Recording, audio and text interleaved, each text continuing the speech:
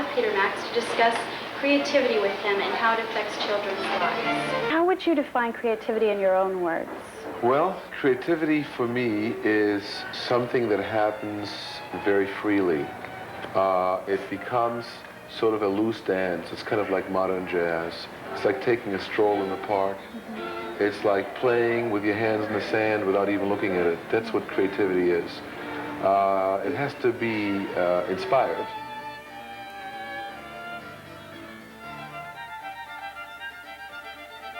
I would define creativity as experiencing and exploring life in your own personal way, manipulating it, exploring it, looking at it, touching it, feeling it. One of the definitions of creating is to take something and create something brand new where it never existed before. And that's what children are doing all the time. Every time they pick up a marker, every time they pick up a wad of Play-Doh, they're creating something new.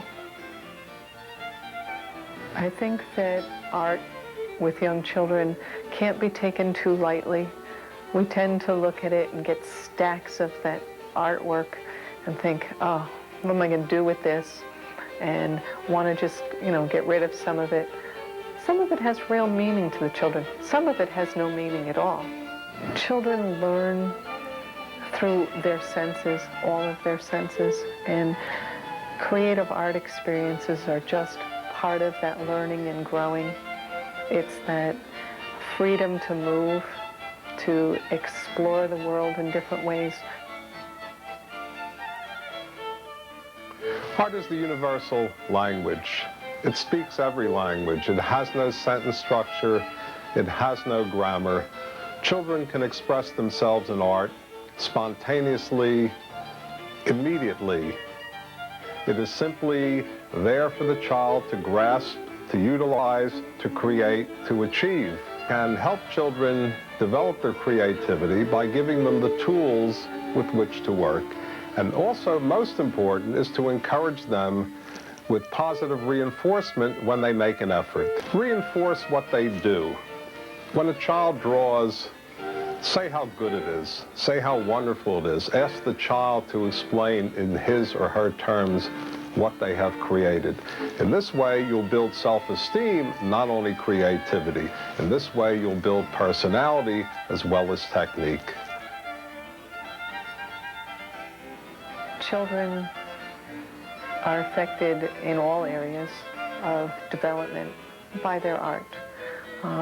In the cognitive area, it's things like color mixing, being able to take one color, putting another color with it, and seeing what that does. So art's a great place for children to socialize. Sometimes children will be very into what they're doing and don't notice anything around them. But most of the time when children are sitting together, they're learning from each other. Art is an emotional experience. It's not just coloring between the lines, exploring their emotions, just as adults use art as a creative emotion, an outlet for those things. Children are exploring how they feel. Color makes you feel one way, movement, being able to put those things together. If you give them a batch of Play-Doh, there's no one way that Play-Doh has to be used. And so any way they use it is right. Anywhere from ages 2 to 4, the children are really working to manipulate the material. They're not concerned with the product yet. They're fascinated with the process, whether it's with paint, whether it's with crayons or magic markers. They want to use it. They want to manipulate it. If it's Play-Doh or it's clay, they're going to pound it. They're going to squeeze it. Take all the coloring books, put them in the closet. Get new ones.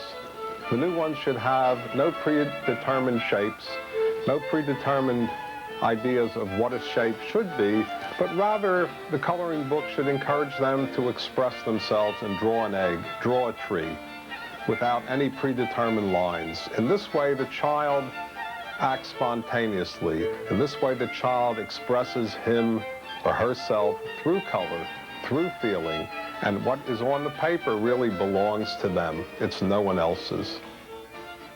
How can we as adults, and you spoke about how your mother encouraged you and validated your art experiences when you were young, are there any other techniques that maybe we as adults can do to foster creativity? You could just lay the paints and colors before a child.